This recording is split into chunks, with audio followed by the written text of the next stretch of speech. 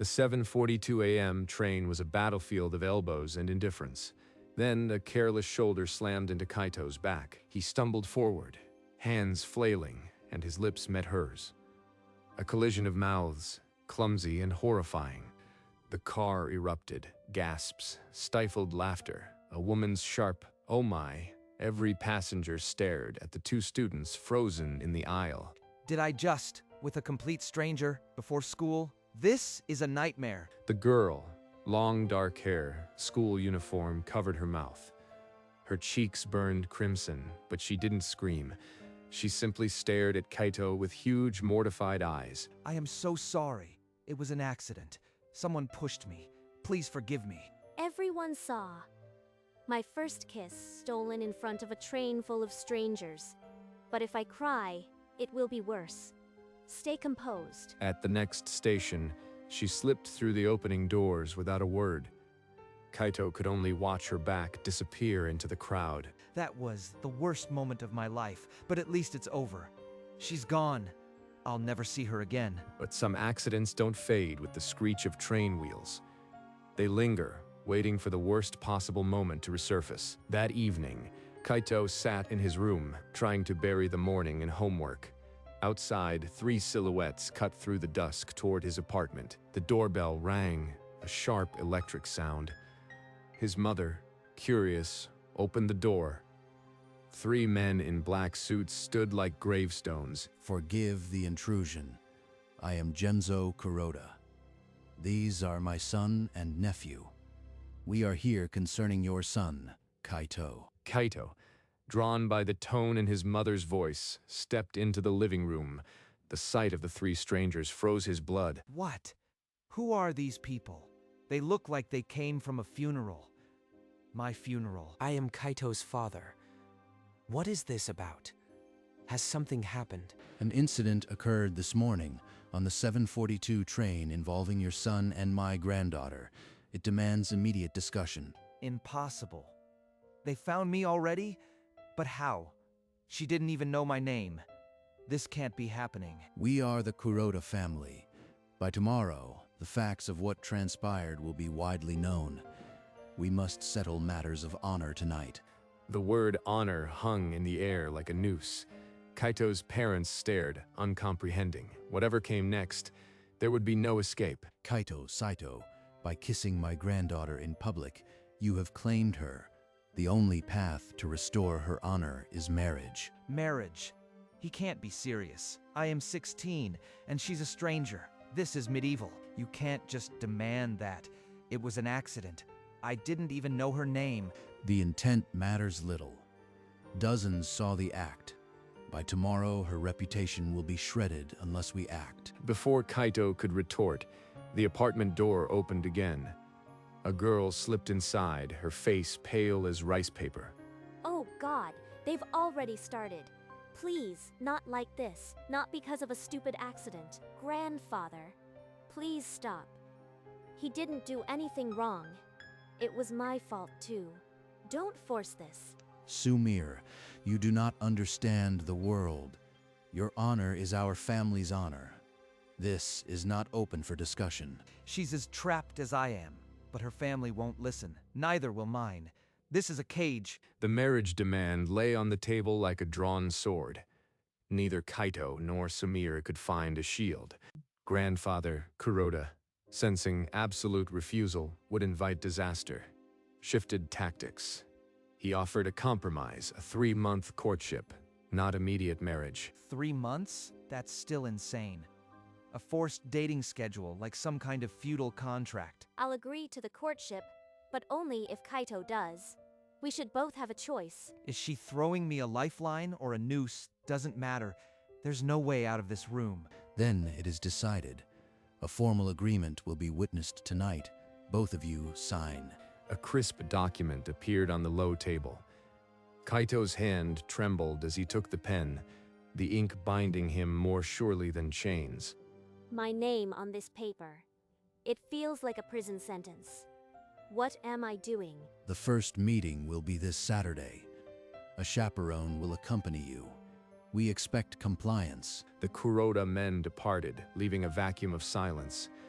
Kaito and Sumire sat motionless, strangers bound by ink and obligation. Thus began the courtship, born of scandal, sealed by reluctance, and destined to test them both. Saturday arrived too soon. Kaito walked into a hushed, traditional restaurant, its formality clawing at his nerves.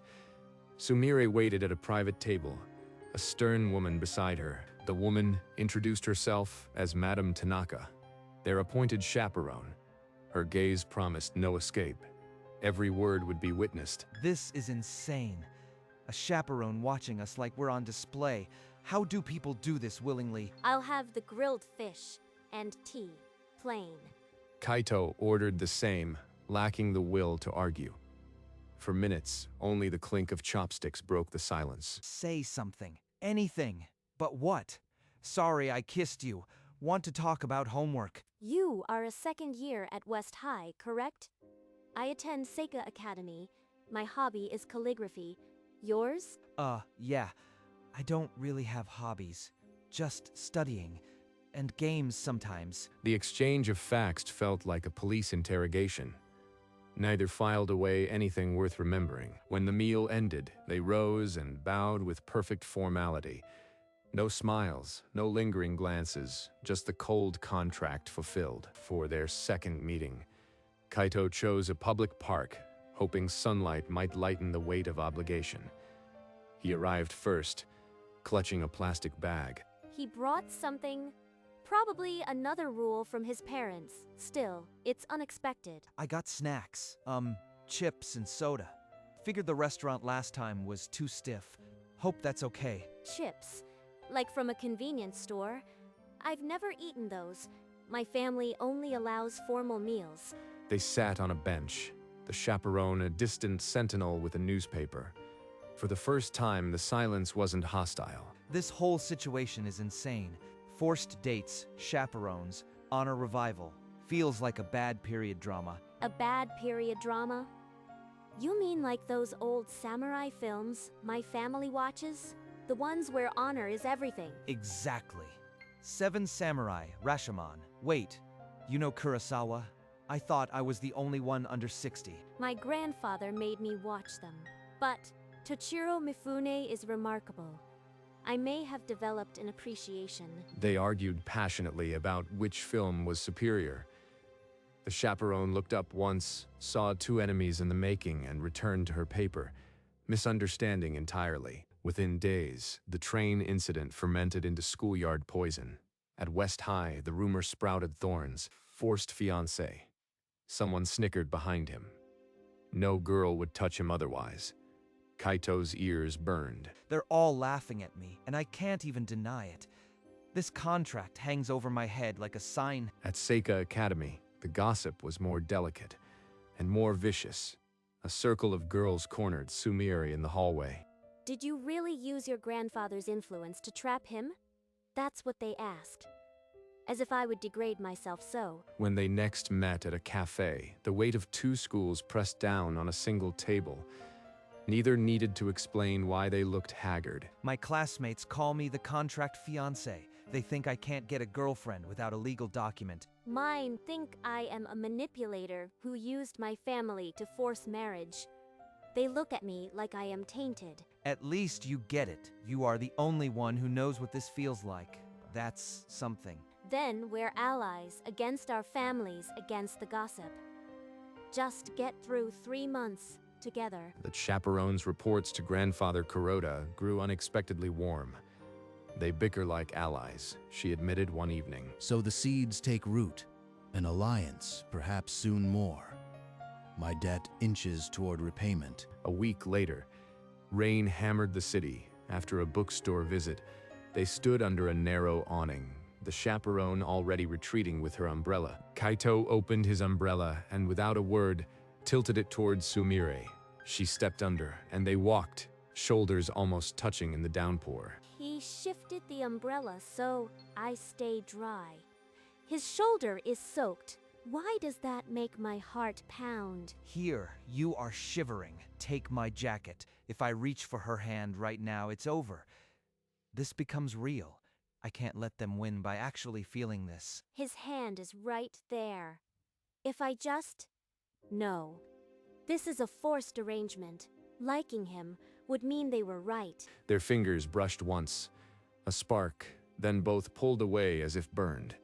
The silence grew heavier than the rain. At the station, they parted with clumsy nods. Neither looked back, but both carried the unsaid words like a secret brand. The summer festival arrived, a constellation of lanterns and laughter. Kaito waited near the shrine gate, his borrowed yukata suddenly too tight. Then he saw Sumire approaching. Floral silk, hair adorned with a white blossom. His brain forgot how to form greetings. She looks like something out of a woodblock print. Don't stare. Definitely don't stare. He's in a yukata. His hair is slightly combed. He actually looks, no, I will not finish that thought. To distract himself, Kaito challenged a shooting gallery. He fumbled twice, then, with gritted teeth, felled the target. The prize, a plush cat. This is for you. I remembered you mentioned cats once, that's all. He remembered. That one throwaway line about cats. This silly little plush means more than he'll ever know. As dusk fell, fireworks cascaded. They slipped away from the crowd, finding a bench overlooking the river. The air crackled with color. I want to work in a museum. To bring old stories to life. That's my dream. Kaito confessed he had no such vision. She tilted her head, smiled, and whispered, "You'd make a wonderful teacher." Their gazes locked, and neither could look away. Kaito's father didn't soften the blow. The party is next Sunday. No arguments. So this is it. They're going to parade us in front of everyone, like prize cattle. I can't stand it. Sumire stared at her phone, the draft unsent. "I like you." She couldn't bring herself to hit send. They met in the park, and Kaito's first words were poison. So, the party is happening. I guess you are happy. You get to show off the puppet you've been forced to date. Happy? You are so blind. I am as trapped as you. But at least I am not a coward who pretends this means nothing. Pretends? You are the one playing the victim. Maybe you wanted this all along, to catch a husband by ruining both our lives. How dare you? Maybe you are just a puppet, dancing on strings for an audience you despise. Maybe I am a puppet. Maybe I am just a tool for your family to clean up their precious honor. Maybe you are. I can't. I can't look at you. She fled. Kaito stood frozen, then kicked the bench with a crack that echoed through the empty park. Splinters flew, but the real wound was inside. 3 days after the fight, a formal letter arrived at the Saito home. Grandfather Kuroda requested Kaito's presence. No explanation. Sit, Kaito. There is something you must know, something that changes everything. What now? Another lecture on duty? I am not in the mood for riddles. The kiss was an accident, yes. But I saw it as a sign, a debt long owed by my family to yours. This arrangement was my attempt at repayment. Honor demanded more than a simple apology. Repayment. He's been manipulating us from the start, but why? What debt? Across town, Sumire stormed through the Kuroda hallway, intercepting her father before dinner. Her voice cracked with fury. Father, I need the truth. Why Kaito? Why did grandfather choose him specifically? You must know something. It's not your grandfather's story alone.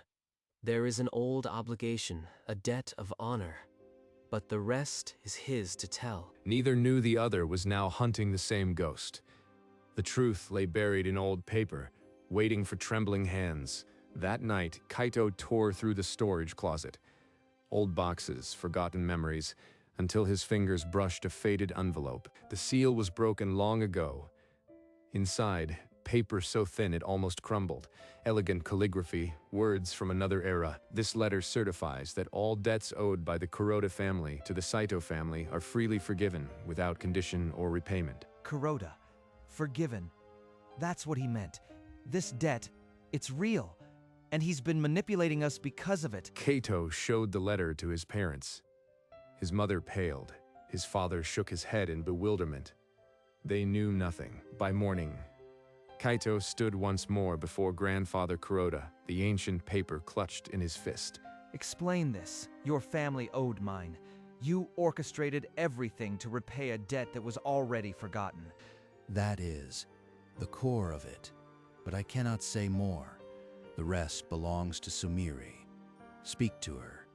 Only she can free you now. The old man's expression was exhausted, but unyielding.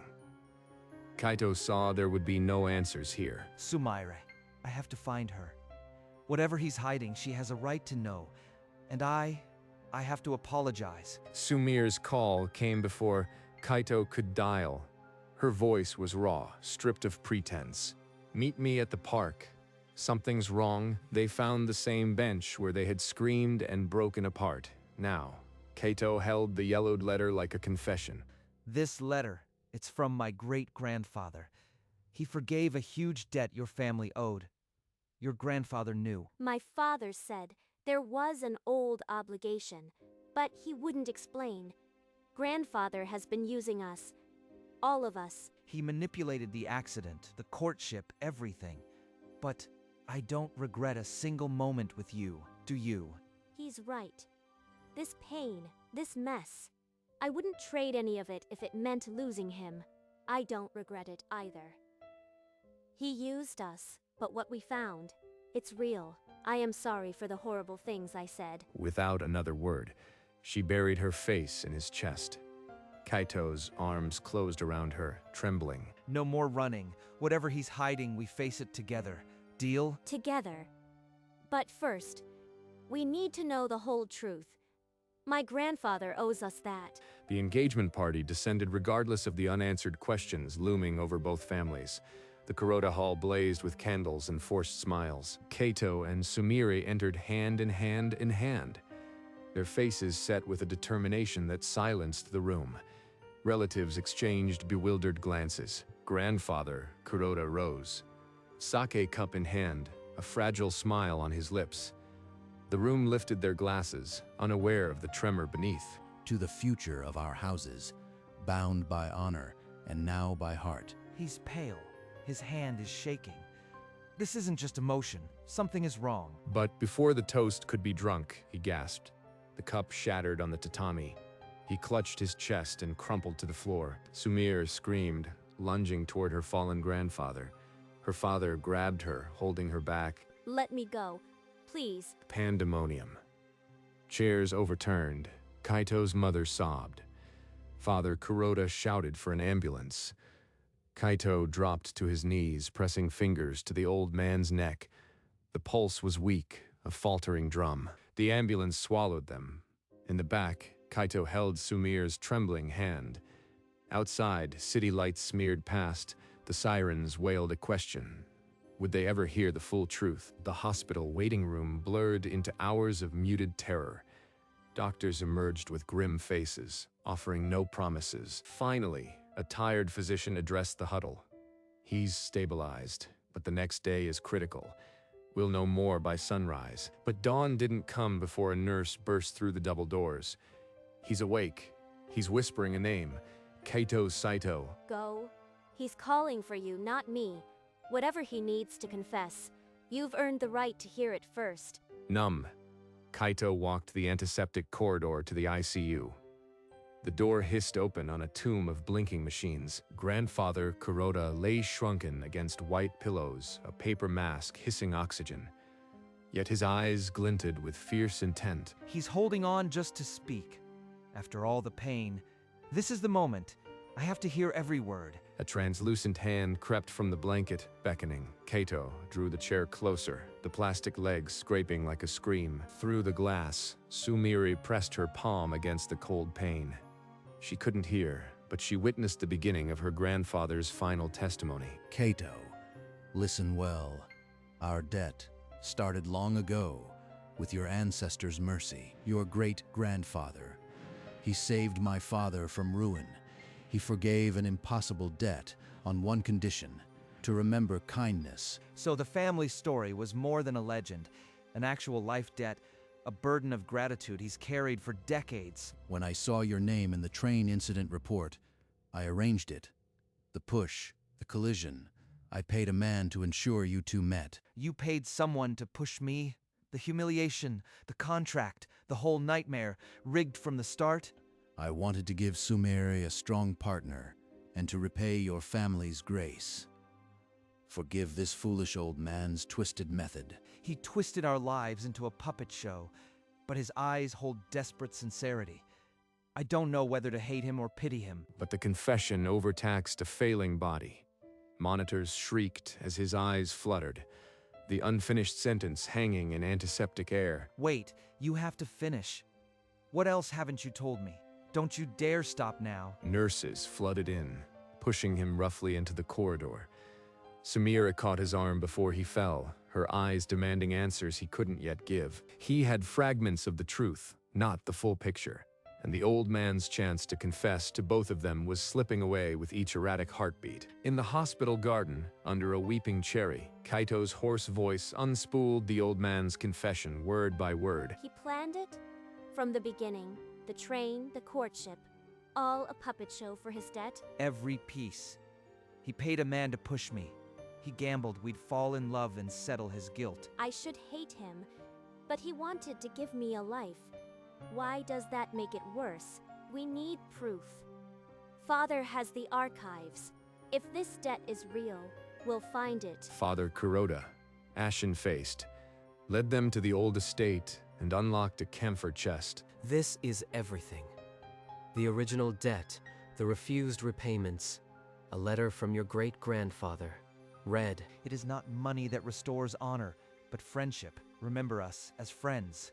That's what he was trying to fulfill. Not repayment with cash, but with a life. With us. They sat among the ledgers bound by truth, betrayed yet grateful. The final piece still waited with the unconscious man above. A nurse hurried them to the ICU. He's lucid, calling for you both. Don't wait. They entered to find the old man sitting up slightly, eyes clear for the first time in days.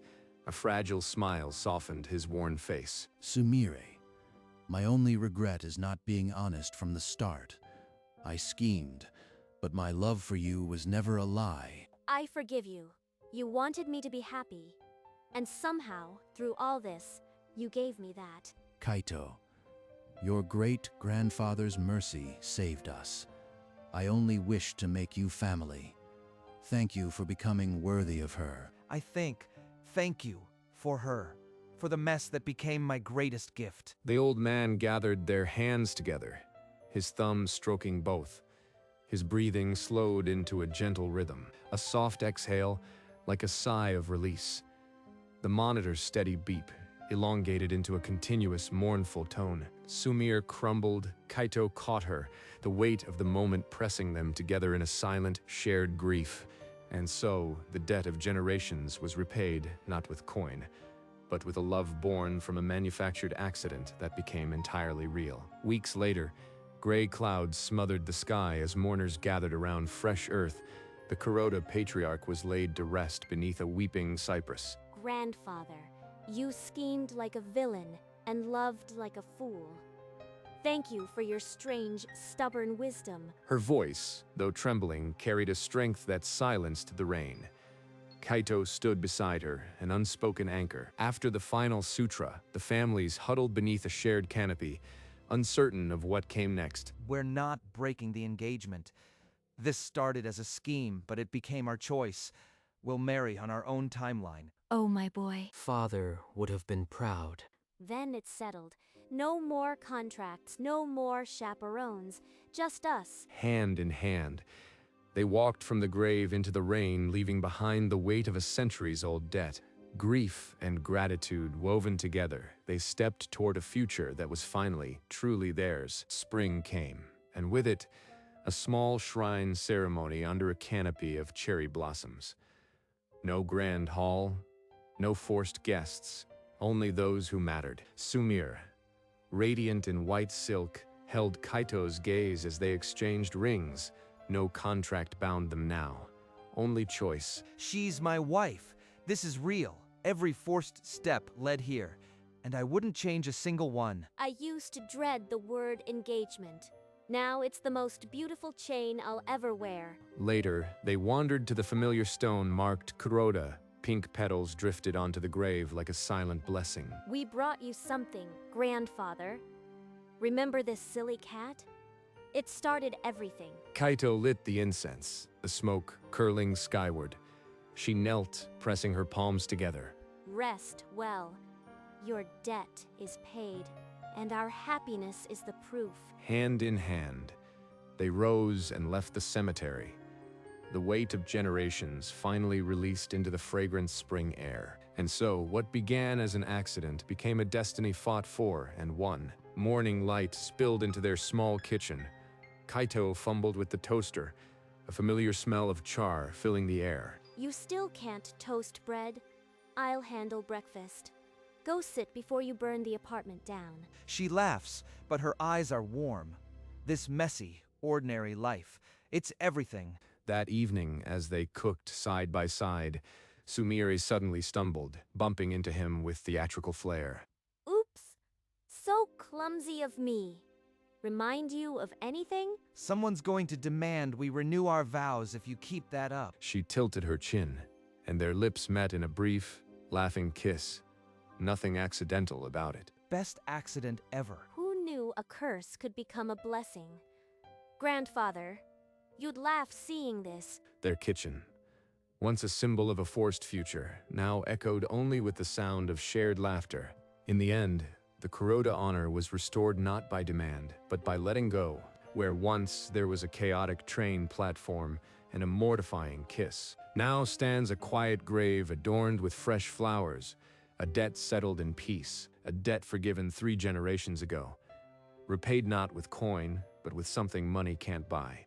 Kaito and Sumire walked on, hand in hand, the tracks stretching toward a golden horizon. Their story was not written by tradition, but by 2 hearts that refused to be defined by it. A forced kiss became a chosen love, and an ancient shame became a family's greatest pride, because some debts are repaid in unexpected ways, and some accidents are meant to be. The end, a manga recap original story.